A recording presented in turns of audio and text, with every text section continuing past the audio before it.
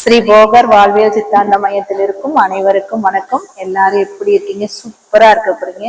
So இன்னைக்கு ஒரு அற்புதமான விஷயம் பார்க்குறோம். என்னன்னா, நம்ம இமயமலை. இமயம் அப்படின்னாலே உங்களுக்கு தெரியும், ஒரு அற்புதமான தெய்வீகமான ஒரு பெரிய உலகத்திலேயே பெரிய மலை அப்படின்னு நம்ம சொல்லுவோம் ஆசியா கண்டத்துல. ஸோ அவ்வளோ அற்புதமான எனர்ஜெட்டிக்கான மலை.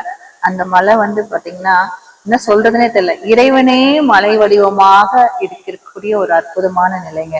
எல்லாருமே சொல்லுவோம், எல்லாத்துக்கும் நம்ம கோயில் போறோம், சாமியை பாக்குறோம், எல்லாம் பாக்குறோம். ஆனா இறைவனே மலையாக அமர்ந்து அந்த இடத்துல உட்காந்து நம்ம அப்படியே கண்ணை மூடும் போது அப்படியே ஈர்ப்பு சக்தி வருது பாருங்க. அதை என்னன்னு சொல்ல முடியாதுங்க. அப்படிப்பட்ட ஒரு சக்திங்க. அந்த இடத்துல உட்காந்து அப்படியே தியானம் பண்ணும் போது அப்படியே ஒரு தெய்வீகமான சக்தி அப்படியே கிடைக்குது பாருங்க. அதை என்னன்னு சொல்ல முடியாதுங்க. அவ்வளவு அற்புதமான சக்திங்க.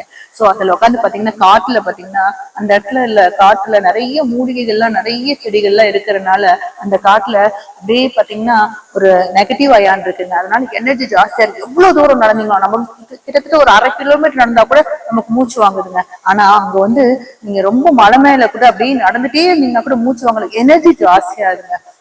ரொம்ப ரொம்ப அற்புதமா இருக்குங்க. நிறைய இந்த நம்ம சொல்லணும்னா 18 சித்தர்கள், நிறைய சித்தர்கள், குருமார்கள், ஞானிகள் எல்லாருமே அந்த இடத்துல உட்காந்துதாங்க தவம் பண்ணி அந்த கங்கையோரத்துல அந்த மலையில எல்லாருமே தவம் பண்ணி அப்படியே அந்த எனர்ஜியை பண்ணி பண்ணி பண்ணி அந்த மலை எப்படின்னா எனர்ஜியாவே மாறி இருக்குங்க.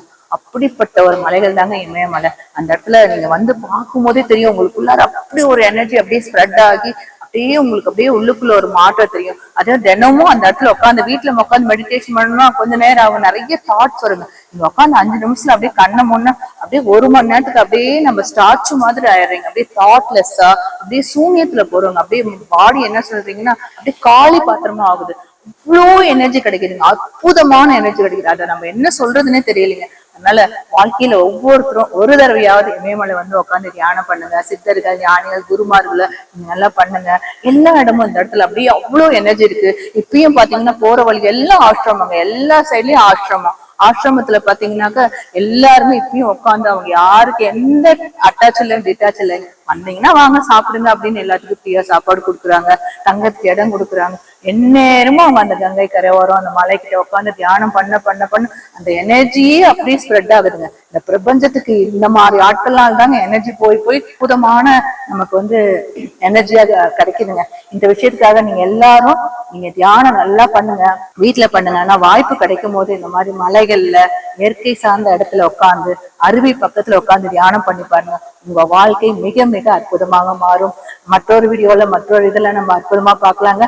அனைவருக்கும் நன்றி, வணக்கம்.